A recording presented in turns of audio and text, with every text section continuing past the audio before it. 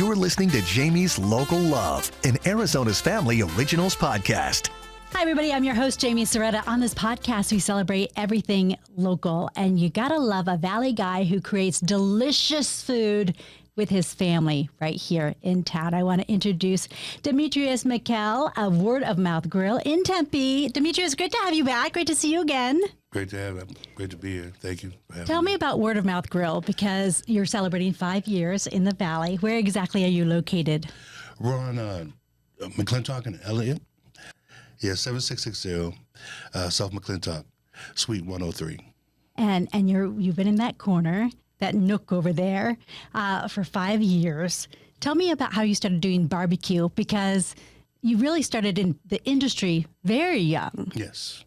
So I'm originally from Boston, Massachusetts.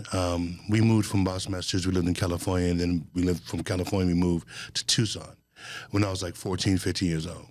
And then just going to high school, just, hanging out with my friends and everything. What we did was we just liked to barbecue.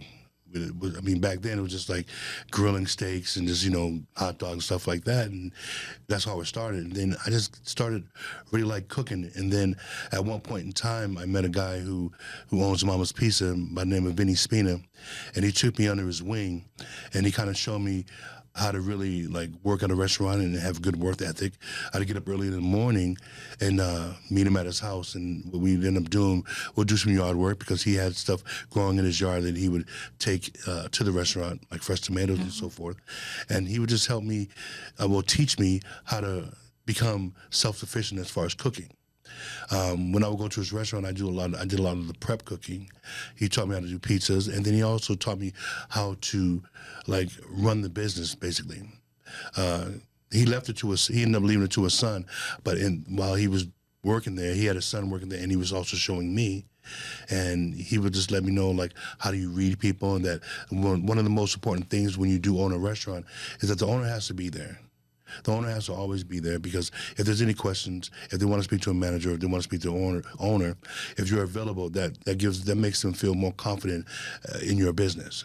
So, learning these little things from him at that point is always instilled in my mind to like always work hard no matter what I did. So when I finally moved up to Phoenix, I worked at collections. I did, collection jobs and so forth and so on. But we would always do potlucks. So, and the only thing I knew was pretty much, grilling and barbecuing. And at that point, I started getting really, really good as far as doing ribs and doing, wings. And I did wings for a long time, too, as well. It just, when I would bring my food to the potluck, everyone would tell me that, oh, you need to open up a restaurant. And I at first you would think, okay, they're just saying that because they're getting free food and just being nice. But it really, after going from job to job and doing the same thing, when I started working at Green Tree, which turned into Ditech, they kept telling me the same thing. They kept saying, look, this is really, really good, that you need to open up a restaurant. So what I thought was, okay, I'll start it out by getting a smoker, all right? And I asked my wife, I'm like, so, hon, I want to go ahead and I want to buy this smoker. And she's like, how much is it? And it was like $6,500. Oh. And she goes, well, maybe you should wait on that. But I told her, well, what if I call the guy and if I can see if I can get some financing, if they do financing. So I called Heartland Smokers, and I talked to a guy. His name was Mike, and I talked to him and I asked him, I said, so, I'm interested in, start doing catering and I want to start doing barbecue and I like your grills. I wanted, do you guys do any financing? And he goes, unfortunately, we don't. And I told him, I said, okay, mark this 1 year from now, mark this on your calendar. I'm going to call you 1 year from now and I'm going to tell you I want to buy it. Okay.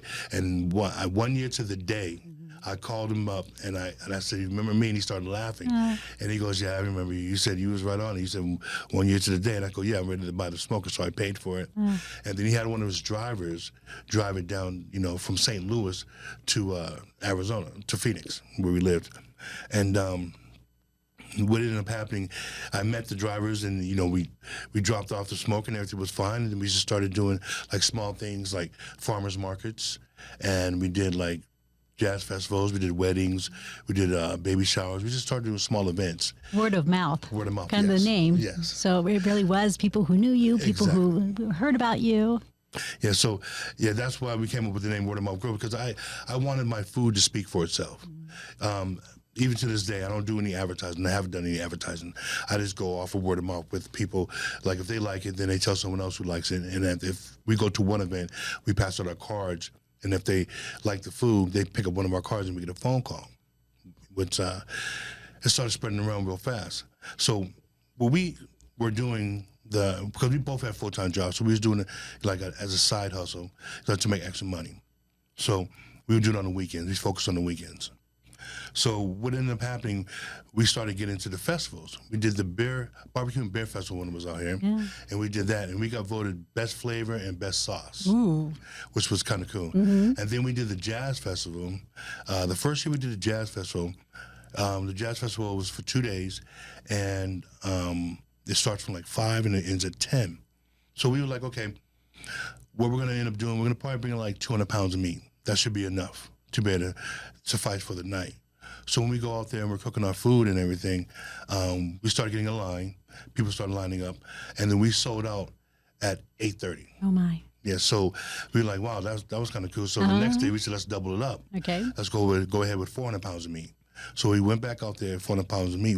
As we were going to our trailer to set up, we had a line already at our trailer there. Yeah, and word of mouth. Yes. Word was out. And then, so what ended up happening, we were giving out samples while we were cooking the food, and then we ended up selling out at 7:30. Oh my! Even earlier. Yes. With more meat. Yes, which was really good. And then we started getting a lot of catering orders, and then my job was cool at the time working at Ditech, because they would let me use my PTO time, because I had a lot, because I really never took days off. So I had a lot of PTO time, so they would let me do events.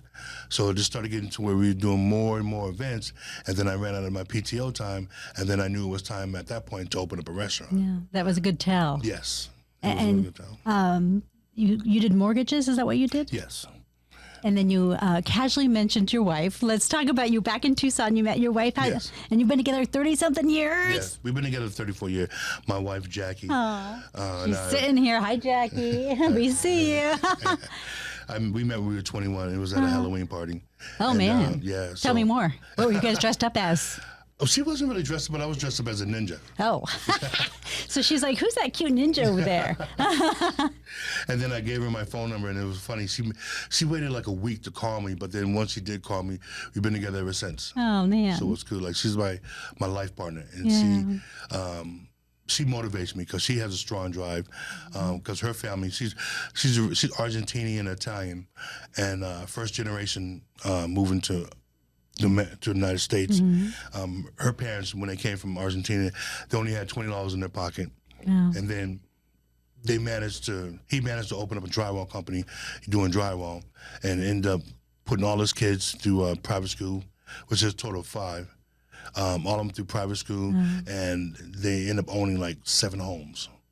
So meeting him and getting to know him, another strong person who their work ethic was really, really strong, and always told me that, when I asked for her hand in marriage, he told me I have to bust my butt to be able to give his daughter the life that she deserves. So, and I kept that in mind. So, and so we both work hard, and we work, we do the things we need to do to try to, make ends meet, and we succeeded. And, we're both our best friends, husband and wife. I mean, when they say that, couples that work together doesn't work out, but she's like my best friend. So going to work with her every day, I can't see myself not going to work with her every day. So she's like the heartbeat of the business. There's no Word of Mouth Grill without my wife. Yeah. So. And we have to mention, Jackie, what made you wait a week? You waited a week? Why? To call? She doesn't know. No good answer on that one. It was too long ago. Oh, it was too long ago, she says. And Jackie had mentioned you guys both had very different childhoods growing up. Yes. Because you grew up a child of how many kids? I was one of 5. Okay, single parent. We all had different fathers. And it was a rough life. We lived in Boston, Massachusetts, and then when we moved from Boston, we lived in California for a little bit, and we moved around to California, and then from California we moved to Tucson. So when we was in Tucson, we were like 14, 15 years old. And then as we were getting older, when we got 15 and 16, our mom just left and just took her girls with her. And just left my brother and I to fend for ourselves, because at that point, I guess we were argumentative. She's like, if you guys want to be grown, we'll go ahead and just be grown and live on your own. So we was like, okay, fine. So we started working at a young age. Did you live together, you and your brother? Me and my brother, we lived together. We lived together until like me and Jackie met, and we moved to Phoenix. And then my brother moved up to Phoenix too, and then he ended up moving to California. But anyway, it was tough, but you know, we had to do it. We had to work. I went to school and I worked a job. So by doing that, and then plus when I met Vinny, that everything just came together. And he owned like a duplex, so I started living in one of his duplexes and paying rent and so forth and so on. And then from there, me and my brother, we ended up renting a house, and that's when we lived in the house when we met Jackie. And the reason why we left Tucson is because if me and my wife were going to work, you know, we needed to leave all my friends. She told she didn't approve of me, like my friends. So you know, and I wanted to be with her, and I wanted to raise my son. So we moved up to Phoenix, and then we moved up to Phoenix. Wow, we had like what, $500 or $1,000 in our pocket. $500, yeah. Wow. So we stayed at a Motel 6, and I got a job, started doing collections. And just started just working hard. And then she got a job doing architecture work. And we just was living our lives. And this, you know, we ended up from there to renting a house, and from renting a house to buying a house. And then from buying a house to opening up our own business, doing catering. And from catering to open up a restaurant. So, I mean. And your son was working with you too, Giovanni. Yes. When we opened up, so the thing here, it was supposed to go when G was graduated from high school. So we started doing the catering while he was in college, that to give us something to do while he was in college. And then while he was done with college, he would come and he would work at, you know, Word of Mouth Grow, help that get open. So the timing worked out perfect. After he graduated, he helped open up the restaurant, but he had bigger aspirations to do more management, and he knew that he couldn't do the management if the owners are there. Yeah, that's you. You're already there. So he wanted to venture off, and then he went to a place called Chico Malo and ended up becoming the manager there. And within 2 years, he's now the GM. So impressive. He knows that like. Everything, like when it's all said and done, he's going to have our restaurant to run anyway. We're trying to expand. We're trying to look for different spots to be able to expand. We have a lot of requests to go to like Gilbert, downtown Phoenix, Green Creek. Green Creek, and Albuquerque as well. But so we're looking, but the one thing is everything has to make sense. We don't want to rush into anything. And plus we want to get people some good core people that would like to work, because nowadays it seems that it's hard to get good help. Right. So that's what's kind of keeping us from expanding. And that community, I remember Giovanni saying he grew up in that community where your restaurant is, and that they really, you know, rally around your place and love having you there in that space too. Let's talk about your food, gosh darn it. Let's talk about, let's start with wings, because you know I love wings. So what we did with wings, like I wanted to, like a lot of barbecue spots, they don't really do wings at all. But I love wings, and I've always done them. So the way that we do ours, we season, we let them marinate, and then we smoke the wings for about an hour and 15 minutes, okay? And then we flash fry them. And the way what ends up happening at that point is, so when we flash fry them, you still get the tenderness and the juiciness of the wings and the crunch, but then you also get a little hint of the smoke as well. And with our sauces, it's like we have like eight or nine different sauces that we make, and we have one dish called the Flight, which we have 10 different wings with 10 different sauces on it. Perfect. and we sell a lot of those, but our famous ones, the most famous ones, are Tiger Style. And what does that mean? That's when we coat the wings with our Alabama white sauce, and then we drizzle the buffalo sauce on top to give the stripes, and that's like been our #1 seller right there. Is our wings. What else is on the menu over there? So our main go-to with everyone else, they love our brisket. Our #1 seller when it comes to the meats is the brisket. I do a nice rub on it. I inject it. I cook it for like 4 hours, and then I take it out. I wrap it, and then I pour the injection juice in with it, and then I cover it back up and cook for another 2 hours. So that way it sits in the juice. A lot of people, when they do their briskets, they like to have that bark on there. Me, I go for more like tenderness and flavor. So you'll see some bark, but you won't see a lot of bark on mine. But what you will notice that it's a lot tender, and it has a lot of flavor. And like we have a lot of people who don't even use our sauce because I want you to taste the flavor of the meat. You know, that's why when we make our sauces, we do them on the side. So we want you to taste the meat first, and then we feel that the sauce is supposed to enhance it, not overtake it. A lot of people, they hide behind their sauce. They pour a lot of sauce on there. But what if a person doesn't want any sauce? So we do it that way. Even with the wings, too. You can even have the sauce on. You can have the sauce on the side. Do you have a line of sauces that we can buy at the store? Yeah. We have honey barbecue, spicy barbecue, Carolina Classic, which is the vinegar and mustard. Then we have the Carolina Barbecue, which is the vinegar and mustard mixed with the honey barbecue.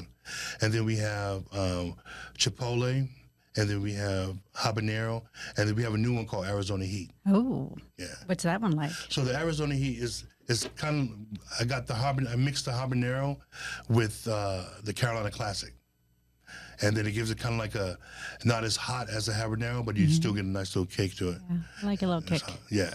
Okay, so when I think of barbecue, I think of putting something in the smoker in the early morning, overnight. So what time does your day start?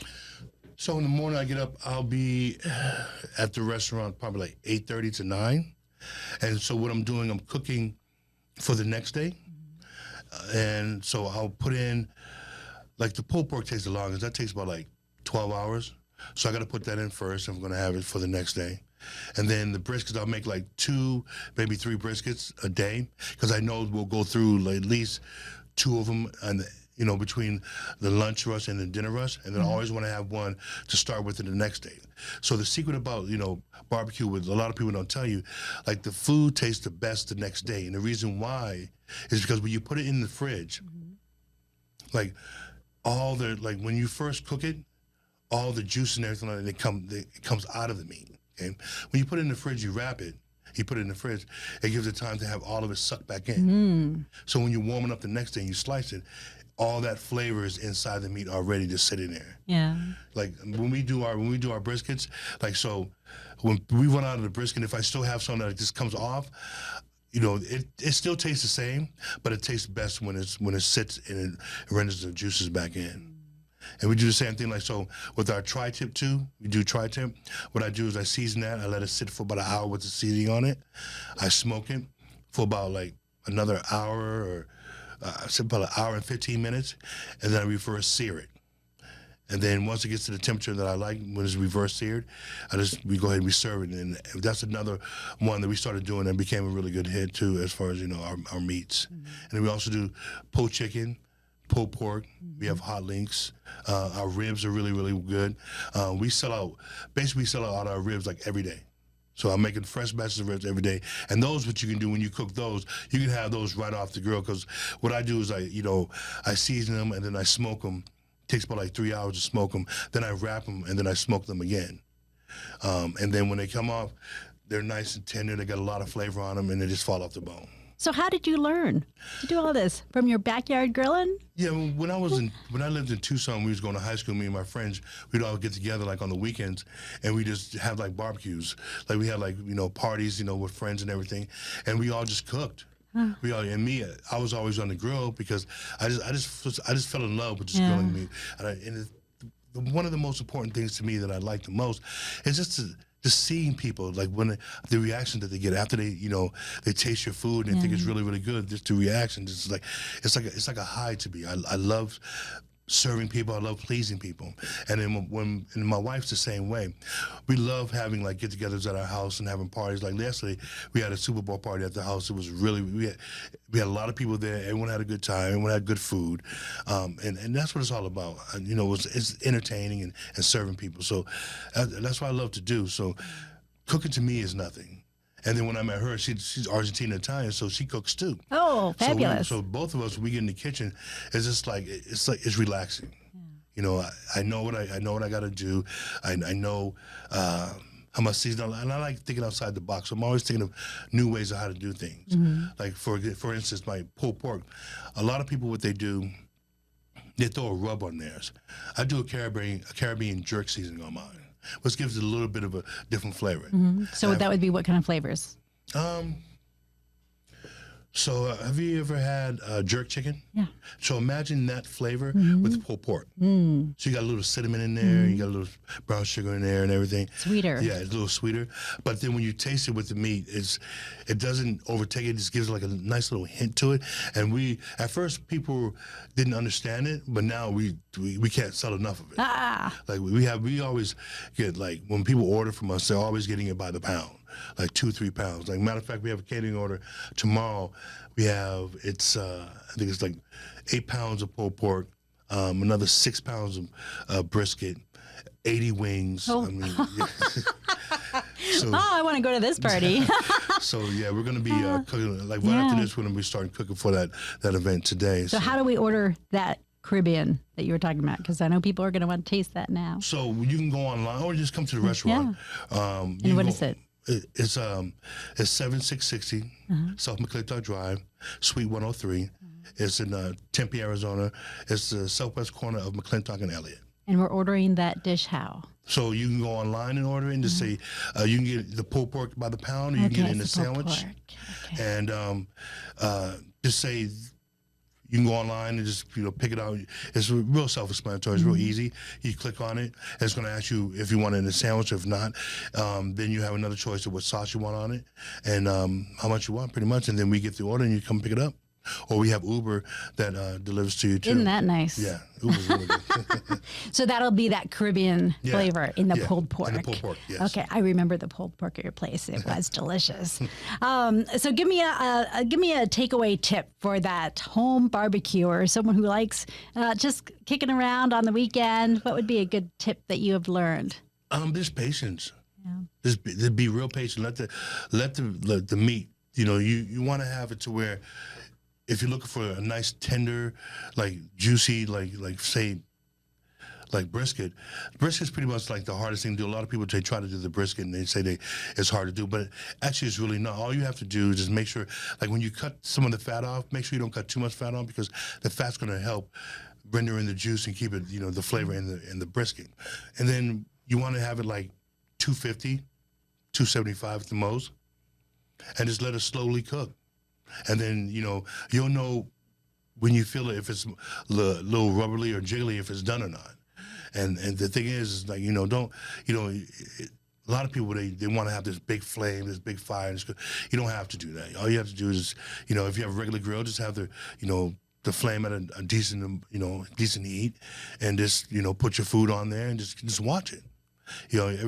So what I do with the smoker, every like 30 minutes, I got to go ahead and I got to put more wood in the smoker, and I always check the food and everything to make sure everything's fine. And this has to do with patience, and then just experimenting. And there's a lot of things that you can learn online too. Like you go on YouTube, there's a lot of people who show you how to do different things. I looked on there for certain things, but then I always throw my little twist to it. I see, like, what I like to do is I see what other people do when they cook their food, and I always ask myself, okay, how come everyone does it this way, the same way? I wonder what would happen if they made this and they did this to it, and then it always comes out different, and then that's when it comes. People tell me, like, what is your style? And I always let them know that I really don't have a style. It's your style. Yeah, I do. I make food how I feel it should taste. Yeah. And then I just want everybody coming along for the ride and see if they like it. And supposedly, so far so good right now. They really enjoy what we're doing. Yeah. So. What would you tell someone who's looking to make the jump, go out on their own, start their own business? Just have faith. Always have faith. Me, I never thought that it couldn't happen. I just was waiting when it was going to happen. And you just got to believe in yourself. You're going to have trial and error. Trust me, my friends that I've known for over 20 years, they're our taste testers. We'd have get-togethers and we would say, hey, try this. And well, how do you think this tastes? And they, oh, that's good, that's good. And we kept a mental note of the things that were good and the things that were not good. And we focused on the things that were good. We just started making those better. Okay, so the one thing I would tell people, like, don't ever, anything that you want to do, is start when it comes to a business, even if it's not barbecue. If you set your mind to do something, you have to follow through. So everything, you're going to have bumps in the road, which we had a lot of bumps in the road, but you just got to make it through, because those bumps in the road is going to make it to where you're stronger and you'll know what to do next time. Life is a big learning lesson. And if you're always willing to learn, you'll always go far. But if you feel that you got a certain point where you know it all, then that's when you start getting stagnant and you don't know. I'm always always thinking of what's next. What can we do next? How can we make things better? How can we, get more people in the seats? Like we even started doing, like we have once a month, we do what we call a cigar night for the neighborhood. So, and what I get to do, because Word of Mouth Grill is, the reason why I named it Word of Mouth Grill is because I didn't want it to stick it to like barbecue. Because we can cook everything. So we called it Word of Mouth Grill, but what it ended up happening is the barbecue took off so much, so now everyone knows it's for the barbecue. But on cigar nights, what we do, we have special whiskeys that we have and bourbons and stuff, and scotch for the customers that come in, and they buy by the glass, but then they all bring their own cigars, and I make a special menu for them. Oh. I do something that's not on our regular menu. So when you come in on those days, you can have the regular menu that we have, and you're gonna have a special menu too as well. And the last thing I made for the cigar night was I made Wagyu burgers. Oh. And so what I do with the Wagyu burgers, I had a Wagyu burger, I had pastrami, I added bacon, I added sauteed onions, sauteed mushrooms, Swiss cheese, avocado, and you had a choice if you wanted the egg on top or not. And when they tasted those, they still tell me to this day, I need to put it on the menu, but that's a lot of work. That is a lot of work. Yeah. So it sounds delicious, though. I tell them I do it on special occasions, yeah. and then one after that, we did what we call Mexican.